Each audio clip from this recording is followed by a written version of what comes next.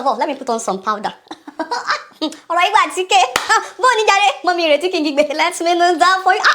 Hello. So, Senator Ireti Ghanaian finally released a statement on Friday about how she champions women issues, equality, inclusivity, in the face of the whole drama happening at the Nigerian Senate. I said, my mother.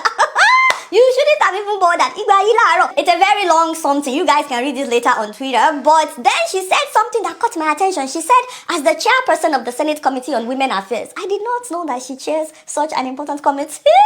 But she said that she's now going to investigate the sexual harassment allegations against the Senate president. I was like, what? It only took you like 2 weeks?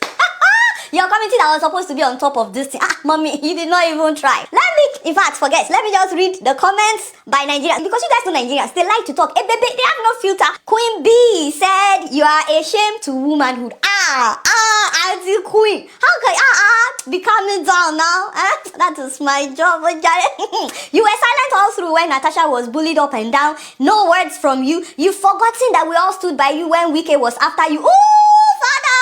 Guys, remember that time that we were all on top? I was making videos. Ashe. Dr. Kenon said, your name is number 21 amongst those who endorse her suspension. What are you talking about?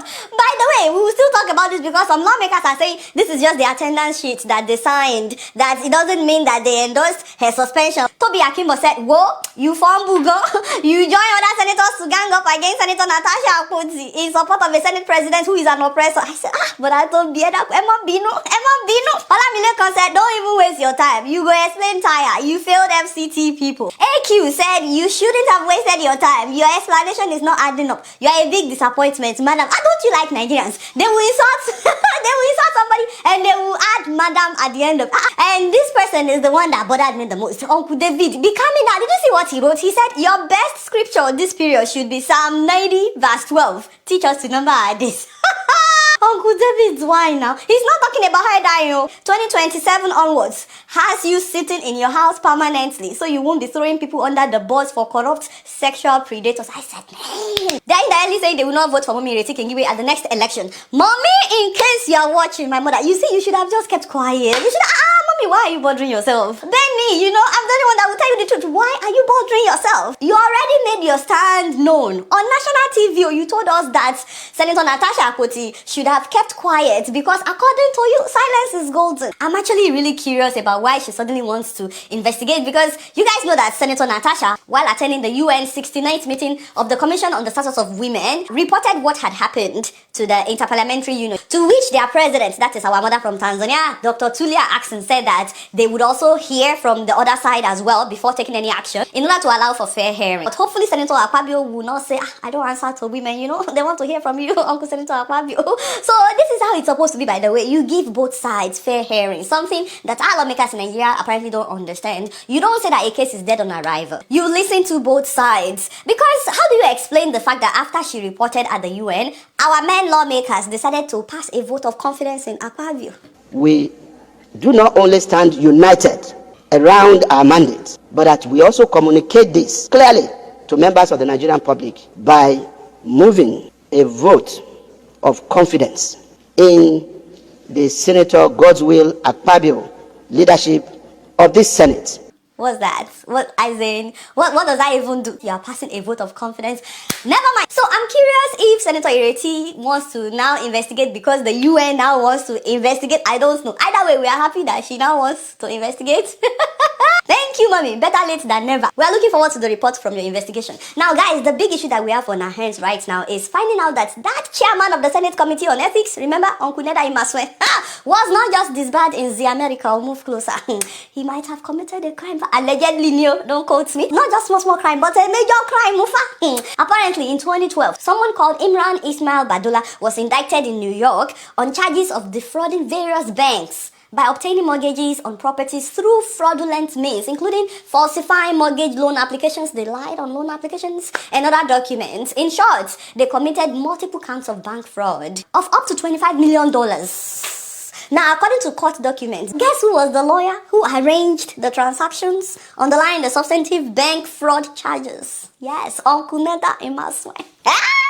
What? So he was supposed to actually be in court at that time, but he did not show up. Uncle! The devil is a liar. Hey, how can you be silent in the face of something like this? Because maybe it's just the rest of us that don't know how to read or interpret the court document. You need to come out and explain. Oh, yeah, you cannot. You cannot just be quiet. Because as far as I'm concerned, your initial statement is not adding up at all. What is paining me right now is the audacity in the statement that he released. You know, after our initial revelation that he was disbarred, his office released a statement that the media is just carrying out a calculated attack on his person. And he said that the matter in question arose due to the mishandling and disposal of closed legal files by a third party, not him. He said that it was a third party who had access to his office in New York that disposed closed legal files. I was like, so he's trying to tell us that somebody came into his office, his former office in New York, and disposed of some very important documents. I said, In addition, he insisted that the issue is not even about financial misconduct, it's just a failure to properly handle old legal documents. And then he added that it was just an administrative lapse that does not amount to fraud or corruption. But the court document says otherwise. So who is lying? Is it the American government or the you? We need to know. Is it the you or the American government? So Uncle Ebudo Shala, you need to talk. Meanwhile, remember the video of the road leading to his house? Allegedly, you know, that I showed you in the last video. You guys will not believe it, but this lawmaker threatens to sue the blogger that made that video. You can't even make this up, guys. Instead of him to cover his eyes in shame, look for how to fix the road, and he included this in his statement, by the way. He said it is important to highlight that even if a road near his residence were in poor condition, this doesn't negate his commitment to infrastructure development. This man's audacity, a liar. I even thought the man would say, it's not true, that's not the road to my house. No.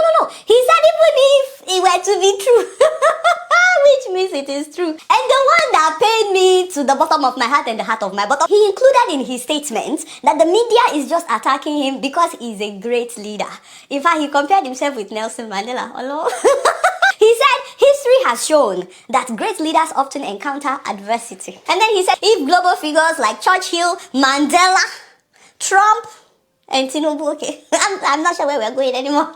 You started with Mandela, now you're talking about Trump and Tinubu, good for you. And then he said if all these leaders who faced legal, professional, or political challenges were given the space to prove their leadership through service, then surely Senator Neda deserved the same fair assessment. I said, I beg.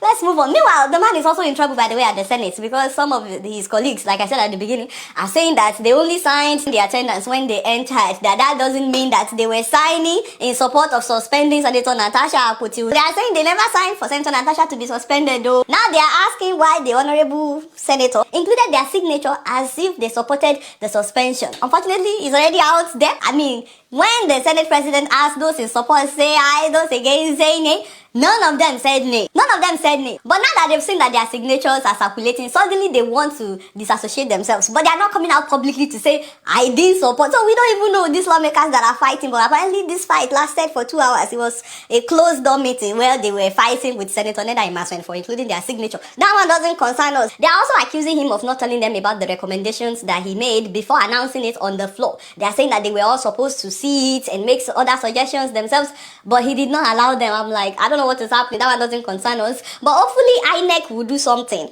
about all these revelations that we are finding out about this lawmaker, Senator Neda Imaswen. You know, $25 million fraud is not a joke. Now, before we go to Ghana, because Charlie, my Ghanaian people, you have to make it make sense. Before we go into that, real quick, if anybody is thinking about applying for the H-1B visa lottery, I talked about it in my previous video. The deadline is March 24th. That is next week, Monday. So the Monday after this one. Like I said in that previous video, you can do this thing by yourself. Yes, the government has increased the price significantly, but you can still do it by yourself. I also mentioned 2 different immigration companies that I know that can file for you, but for some reason, because I also talked about my uncle that died in that video and I put up the RSVP number, some people started calling the family of my uncle about H-1B visa, and I'm like why? Please, if you need information about H-1B, you can pause the video right now and take a screenshot of the companies, the immigration companies that can help you. I have also included the immigration company of the lawyers that I interviewed about immigration under Donald Trump's administration. Remember Auntie Busayo Fashidi and her partner Miss Jiva. So they also process the H-1B visa lottery. So you can pause the video right now if you need that information. See, I've given you lots of options. I've given you at least 3 different options. You can call all of them, compare and contrast to know who you want to go with, if you want to go with. Again, please don't write to me about this. I do not want to be involved at all. If you want to know whether or not it's real, I explain all that in that video where I showed videos of those who have arrived in America when they went through Vesti. More than 200 people that went through Vesti have gotten their approval. My second announcement real quick is, if you love Auntie Ayo Myro essay on Arise News, I know, yeah, that auntie is beautiful. Yes, I'm a huge fan, Well, you also need to get to know her husband, brother Myro essay. I did not say Mario, I said Myro, He's an amazing gospel singer, guys. He just released a new song, yes, and I just have to tell you guys about it. I'll put the link in the description so you can watch it on his YouTube channel. Be prepared to be ministered to. It's not just a song, it's a ministration. This brother is available to minister anywhere in the world, by the way. He comes to the US, he travels worldwide. So if you want to book him, he might bring his madam as well, you know. This is his email address. And please follow him on Instagram, he's amazing. At the end of this video, I'll try to sing along. Please don't make fun of my voice. Anyway, so guys, let's move on to Ghana. How is it possible that they would find this at somebody's warehouse? My people, the national security officers in Ghana found 12 different containers 20 feet long, filled with gold bars, Ghanaian cedis, unknown amount of American dollars, and some fake American dollar bills. The national security has made a massive bust, seizing a large unspecified amount of US dollars and Ghana cedis, including other counterfeits, hidden in 12 20-footer shipping containers. The containers were tracked to a warehouse at Sapiman in Ega West municipality, where a special operation was conducted after a tip-off. The cleverly concealed currencies, mostly bundles of US dollars, was found in wooden boxes filled with cement.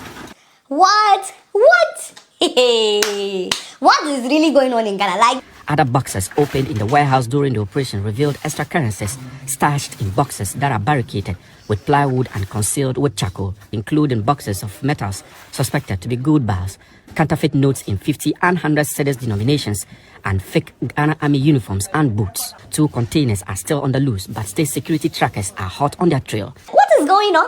My Ghanaian people, no, don't do that. Don't even get into that. You know, they estimated that the money that they recovered from those containers would be billions of Ghanaian cedis. I was like, wow, this is major. How did they clear all those containers from the port is what I'm still trying to process inside my mind, because they were no longer at the port. Whose warehouse was it? This happened last month, right? At a warehouse in Sapiman, Gas South Municipality. And since then, the government of Ghana has been saying that they are investigating. So now Ghanaians are saying, it's been a month.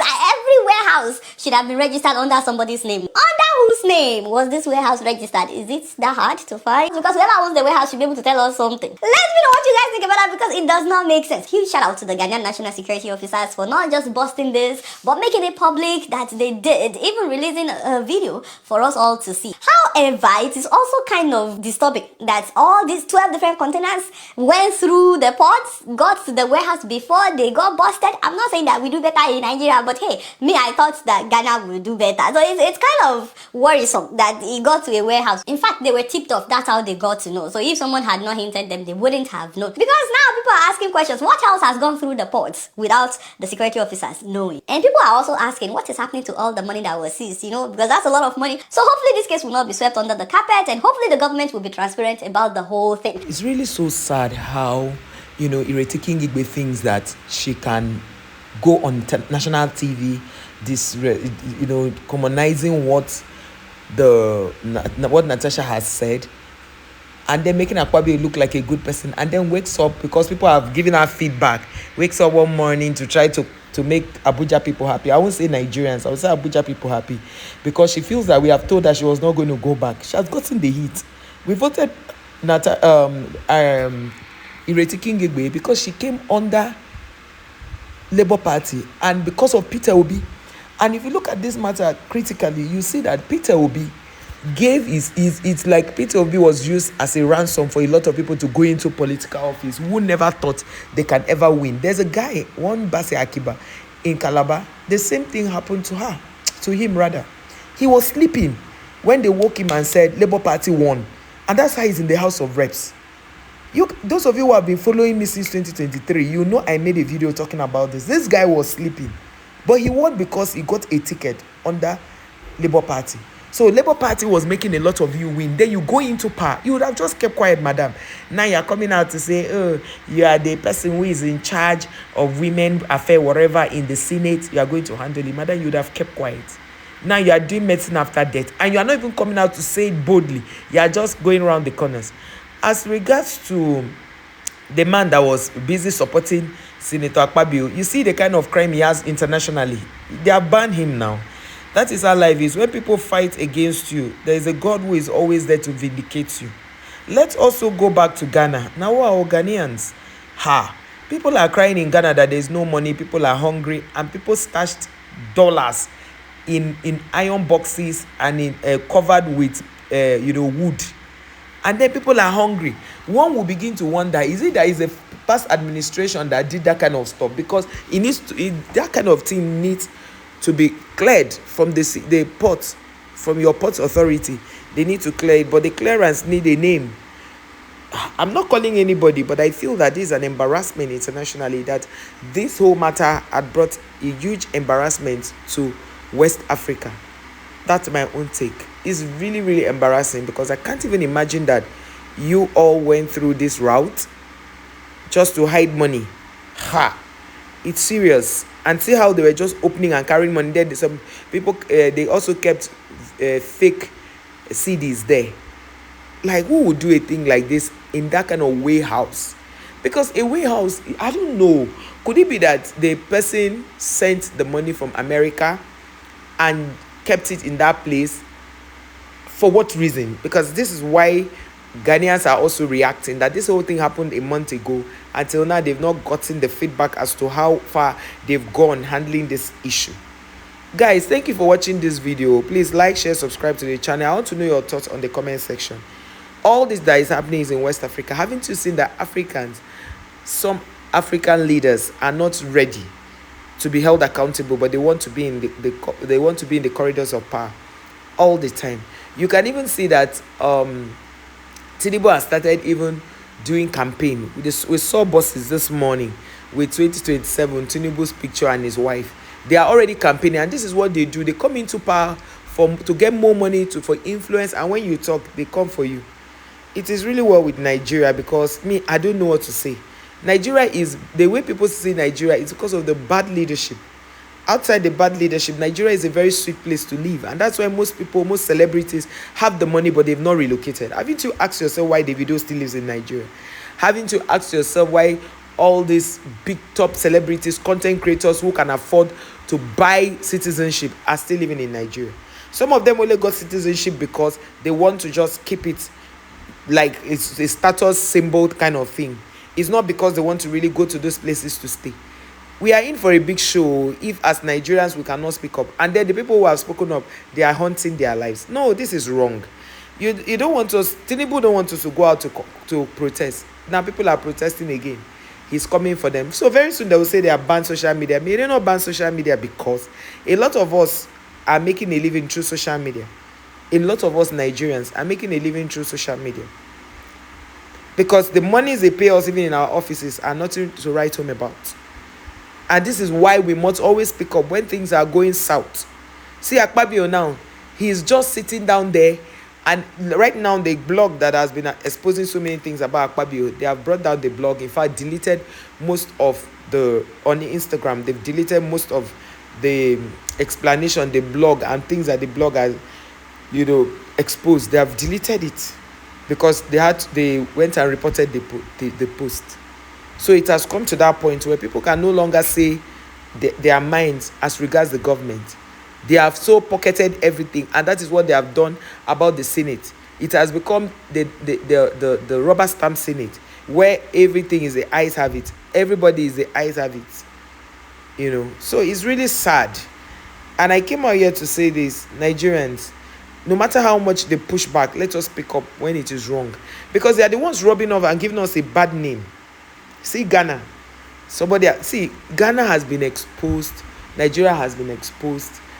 Our leaders, Nigerian leaders, Ghanaian leaders have been exposed in the global scene, and it's embarrassing. It's such an embarrassment, honestly. It's such an embarrassment to say the least. And we need to stand up and do what is right. We need to stand up and do what is right. We need to stand up and do what is right, because our children will grow to meet. Is this the kind of Nigeria we want to pass to our children? Is this the kind of Nigeria we want to pass to the next generation? It's a sad one. Guys, let me know your thoughts on the comment section. See you in our next one. Bye.